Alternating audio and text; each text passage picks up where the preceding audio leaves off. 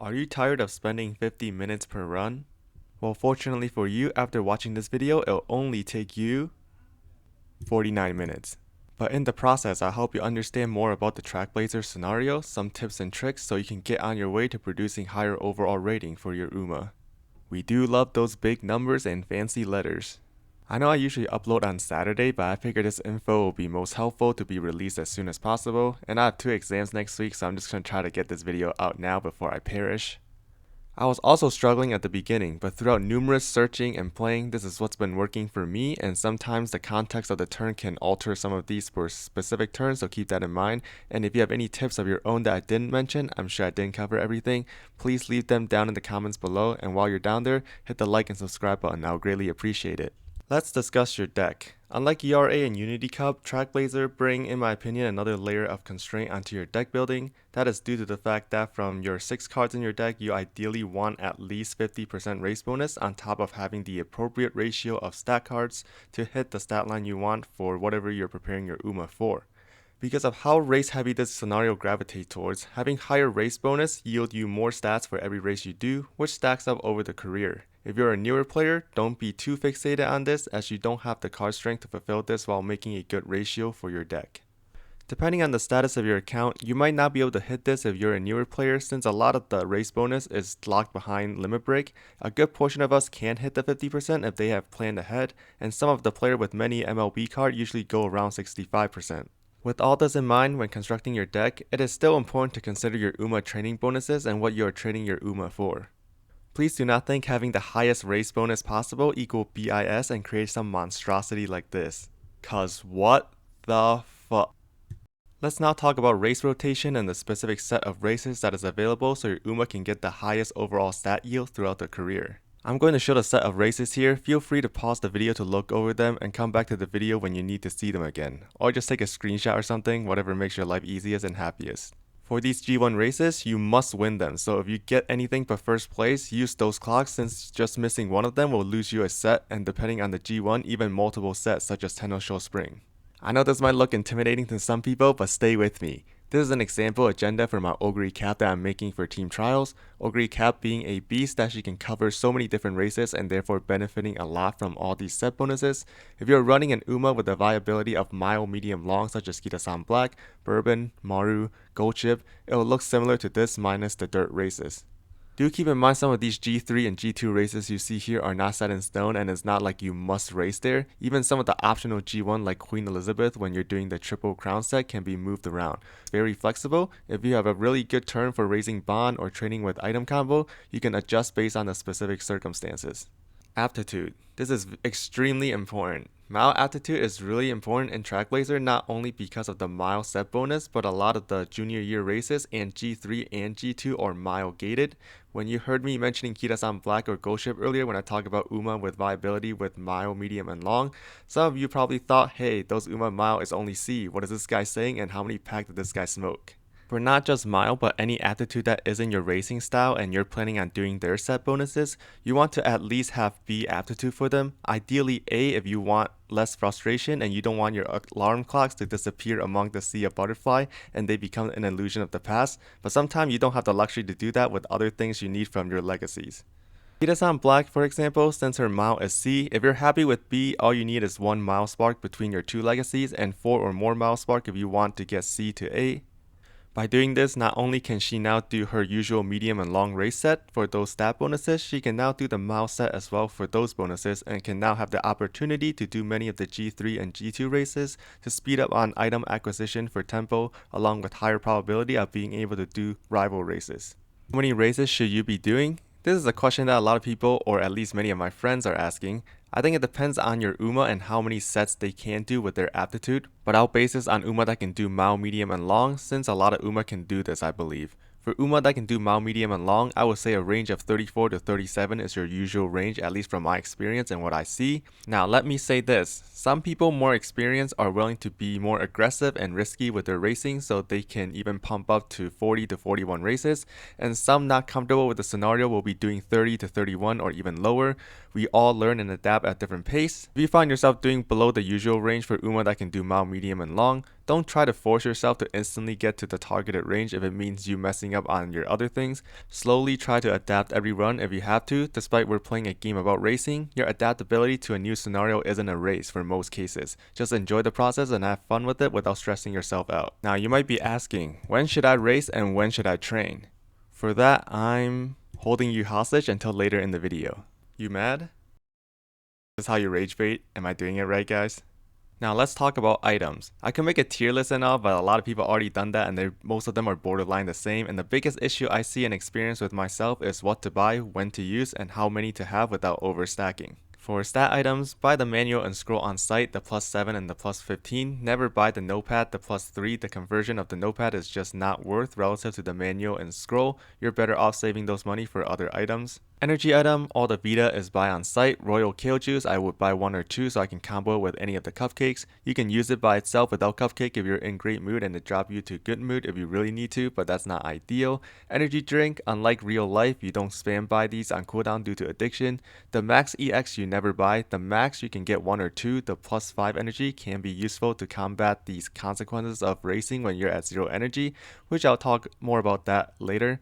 Plain cupcakes, I like having 2 to 3 just in case of some BS and consecutive races. And berry sweet cupcake, it depends on if I have money after buying the other important items. I will hold one of these max. Bond items, cat food, pretend they don't exist. Grilled carrots, you will want to buy these until all your bonds unlock rainbow for your cards. Ideally, you want all your cards to unlock rainbow by first summer camp. More on that later in the video.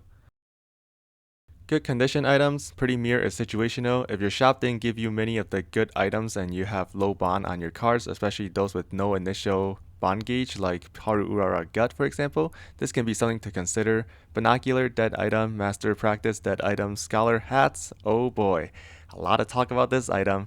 I understand Fast Learner is very good and strong, but for the price and depending on the timing you get the item, I personally find it not worth a lot of the time. That's not saying you absolutely shouldn't go for it ever. If your shop is completely donkey and gives you barely any good item and you save up enough for it and still no good items, I think those situations are valid to buy, especially if they're discounted as well. Just pray your future shop you get a ton of good item or you already have a lot of good item on stock, otherwise that run is probably glue anyways. Healing items, pretty self-explanatory. If you get any of these negative effects, buy the corresponding one that heals it. Most of the time you can consider these items as dead item except hand cream when you run 3 races in a row, which sometimes is the ideal course of action. You can sometimes get moved down with skin outbreaks, so I generally keep one of these in my inventory just in case. Miracle Cure is up to you for a flexible heal in case some BS happen and you have some extra money. Training facility items. These are quite pricey. I only buy these when my shop sucks and I have money to buy these since I don't have anything else to spend it on. Obviously, don't buy the one that you don't have rainbow training for. Whistles are insta buy on site. You'll ideally use these in summer since summer camp have max facility level, although a lot of the time it'll just be you using it on no rainbow turn in summer camp to another no rainbow turn, so good luck. Training effect items. For Megaphone, the 20% one you never buy unless maybe your first shop of the career for the first 3 turn after junior race, but ideally the 40% one will be better. The 40% one you can keep 1 or 2 in hand for high value training that I'll talk more about later in the video, and 60% you buy these on site. You always want the 2 of these for each summer camp since that'll cover all 4 turns in summer camp where your facility level is maxed out and you yield the best rewards from it. If you have more than 2, you can use it for high value training in place of the 40%, which another reason to keep a few 40% in hand is if you don't hit any 60% or only have one of them upon entering summer camp, you can use the 40% one instead. The different angle is good to have depending on the stats threshold you need to reach for your Uma. Speed, you always want near max speed, so I like to keep at least 2 of them in hand and then gauge on whether you need more based on your progress. Same thing basically for the other stat angle depending on whether you'll hit the target number for that stat. If you need high stamina for CM11 for example, buy a few stamina angle. I like 1 power angle even without any power cards in case my cards are protesting in summer camp and all decide to party in power, then I can get a good value out of a suboptimal situation. And then gut if you're running gut build. You can use the angle outside of summer camp if it's like a double rainbow even without a megaphone to pair with it. Just make sure to save at least 2 of your desired stats for the upcoming summer camp. Charms, buy these on site. I say they're more OP than your regular energy item. You'll likely encounter times where you enter summer camp with very little if any energy at all, so these are very good in those situations. Race items. Glow sticks you can ignore unless you want to fan max for your club, and sometimes maybe it's useful if you run Naruto top row to accelerate her unique effect ramp up. I'm not too sure on that. Golden hammer, you buy them on site and hold onto 2 of them for dear life until the final 3 rounds, where you pray you get 1 more from the last shop refresh to get 3 of them on the final part, which I'll also go over later. Any golden hammer after 2 you can use on any G1 races. Same thing for the weaker hammer, buy them if you can afford them and just use them right before G1 races.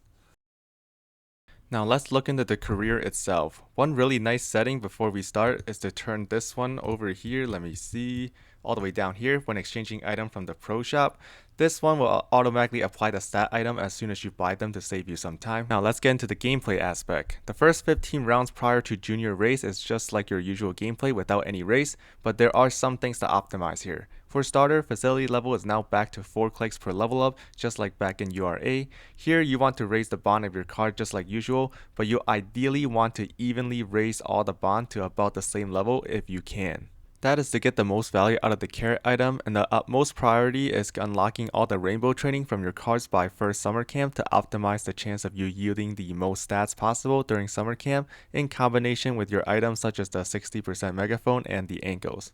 Ideally during these first 15 turns, you want to rest as little as possible. At most 2 rests, but I usually never go past 1 rest. If your clicks are godlike, you can sometimes not rest at all. This requires you to prioritize wit more, where a lot of the time where I would prioritize 1 Uma on wit over 2 Uma on something else to manage my energy well, especially if the 1 Uma has a lower bond compared to the other 2. At the last few turns before the junior race, I like to use the 1 rest I set for myself either with 2 turns left to rest and then wit click, or with 2 turns remaining, your next action will leave you near 50 energy and then rest with the last turn.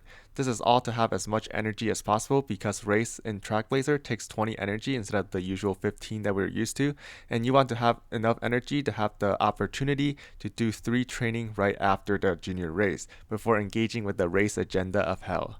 Once you unlock the shop, there's a few things to keep in mind. To take advantage of good shop refresh from natural turns within the run and bonus items added to the shop from rival battle, sometimes you find yourself needing to buy a lot of good items but you have to race a lot to get them.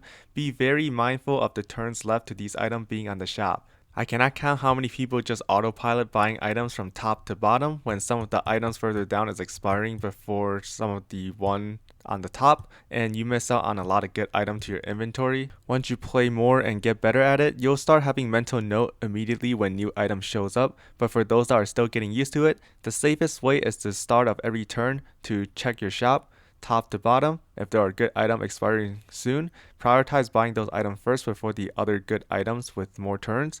I know this sounds simple, but a lot of people are losing many good items this way, and the lost items can be the difference between a good run to a god run or a doom run to a salvageable run.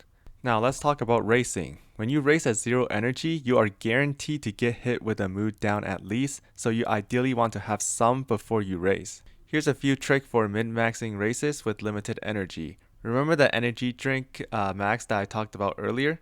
You can use these at 0 energy right before a race to combat the otherwise mood down you'll get from racing with no energy, which is why I buy these when I have extra money. Quite underrated item. There's also the most classic example of using the 20 Vita to do a race, but right after a race, whether you used the 20 Vita or you got 20 energy from a random event, you should always choose the bottom option to pray you get the minus 10 or minus 15 if you got second or third, so that you have a bit of energy left to do another race right after. Before anyone mentioned anything, I forgot to put mile on my Kita-san, so this run is already glued, so I'm just trying to speedrun this to show you example. Another situation is if you have 0 energy, you can't race because you already did 2 or 3 races prior. You can use a 20 energy and then click wit. Now, if you succeed, then great, you can get some wit. But even if you fail the wit training, you still get some energy back. Therefore, you're above 20 energy. So as long as you get first on the next race, you can choose the top option and have just enough energy to do another race right after without taking the mood down, otherwise with 0 energy. You also do not want to race 3 times in a row since there's a chance you'll get hit with a mood down and sometimes even skin outbreak, but this is not the worst in the world, especially if you have items like the cupcake and the hand cream on hand. You can do 3 races if your turn cycle is most optimal that way. Those generally aren't that big of a deal. That being said, you really want to avoid 4 races in a row. unless you're running something like Ogre or Smart Falcon on the final part of second year and third year. Doing 4 races in a row can potentially give you minus 10 on 3 random stats, which is obviously really bad, and on top of that you can get 3 mood down as well, which is devastating for your run, so you should avoid 4 races in a row unless it's a situation you can scam the system. Now you might be thinking, ooh, scamming the system, count me in. At the very last day of each year, any races that you do that can cause a bad effect from too many race chaining on that race will never proc. If you go back to my Ogre example, doing Adi Makinen will be my 5th race in a row, so my likelihood of getting a consecutive race consequence is very high, but because it is the last turn of a year, that negative effect will never happen. I don't know why that is, it's just how it was designed, but you bet I'm taking full advantage of it and scamming the system to the fullest. And now that I've told you, you can scam the system. So if I get in trouble, just remember you guys are my accomplice now. Oh, and a quick clock awareness tip. Personally, if I don't get first in G3 or G2 races, I don't use my clocks. Second to third place give you $60 instead of $100 if I remember correctly, and fourth to fifth place give you $40. It can definitely affect your run, but I'd rather save my clocks on worst case scenario where I lose the G1 races, which is infinitely more important to secure due to the stats provided by the set bonuses. And if you already determined that your run is glued, then even G1 don't even bother wasting your clock. An entire scenario is long. You don't want to get into a spot where you're constantly 1 to 2 clocks and then get unlucky on a good run and then you get depressed and then you realize you can't quit because you're addicted. Now let's talk about training. First, about when to train over not racing. I held you guys hostage enough. I believe some or many of you have heard of the quote-unquote rule about only train when you get plus 40 stats overall from your click to justify training if it's not a G1 race.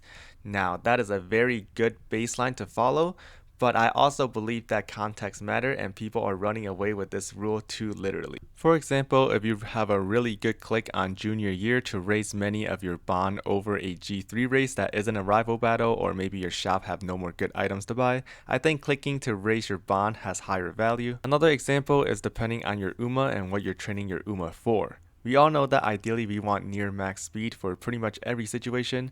Uma like Kira-san Black with 20% speed bonus will have a much higher chance of you seeing plus 40 stats when combining the speed and power stats, even a single rainbow sometimes. But let's say you're training someone like Mayano Top Gun who has 0% speed bonus. Depending on your speed support card, you might not even see plus 40 overall stats with double rainbow outside of summer camp. I've seen my friend done this with their Ghost Ship and Mayano, where they are following this rule like their life depends on it and they wonder why they never hit near max speed. 40 is a good baseline when you factor all the calculation and everything, don't get me wrong. But depending on your card strength and UMA and what you're training for, you might want to scale down that value a bit based on it to hit the stats you want to hit. Yes, in the ideal world, each turn is about 40 stats, but if your UMA doesn't hit certain stats for what you're training for, like speed for this instance, what is the point? They're not going to win.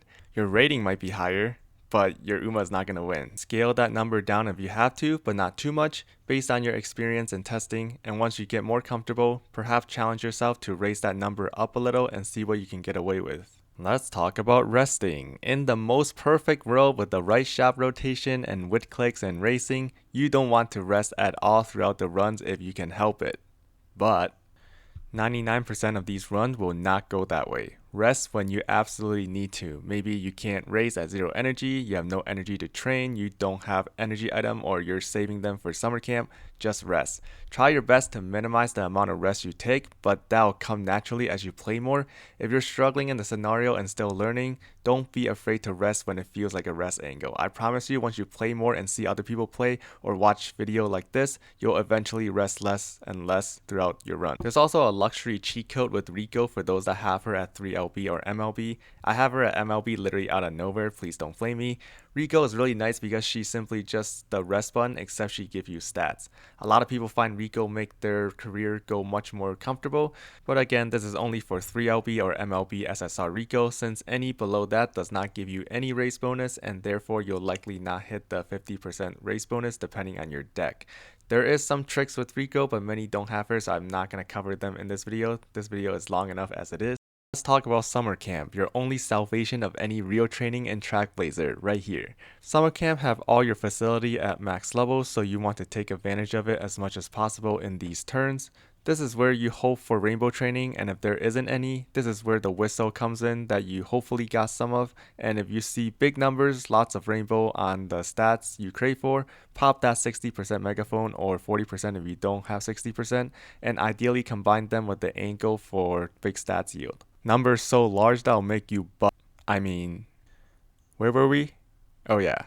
I accidentally skipped the summer camp, so you're gonna have to work with me with the agenda on this one. Not hesitate to race if your summer camp turn is bad and you have no more whistle left. It sucks, I know, we all been there, but racing and getting the stats and money from the race is generally still more valuable than doing training on bad turns in summer camp. If you already have a megaphone active and the turn is trash, use your best judgment and look at the stats yield and ask yourself if this is actually worth it. Do not comment about my stats. Honestly, perfect example as why not to autopilot. From legacy selection all the way through, I am sleep deprived and I just want to go to bed. Now let's talk about the last 3 turns. These last 3 turns is quite whack when it comes to item duration. For example, if you use a 60% megaphone that lasts for 2 turns, it will only work on one of your training turn and the other one is wasted on the race since that count as a turn, making your second training turn will not have the 60% megaphone effect. I'll even do it in this example since I have it and my run is screwed. See that this says 2 turns, I'm going to do a random training and then by the next training turn this thing will disappear. Remember how I say you should have Why do I have 5 gold hammers? Remember how I said to save and have 3 gold hammers by the last 3 turns? You want to use them on these races to yield you extra on all your stats since these 3 races give you the most overall, but do not, under any circumstances, use it on your training turn like you're used to outside of these 3 turns. Otherwise, entering from the training to the race count as a turn and consumes it. It happened to me a few times before I caught on, so please be careful. You see that with the gold hammer, I get plus 20 on all stats. I'm gonna grief a hammer on the training round just so I can show you. But before that, as you can see, the megaphone on the next training turn disappeared even though it says 2 turns before because one of the turn is consumed when you enter the race. Now I'm going to use the gold hammer on the training round and then not click on it once I enter the race, and you'll see that instead of plus 20, I'll be getting plus 15.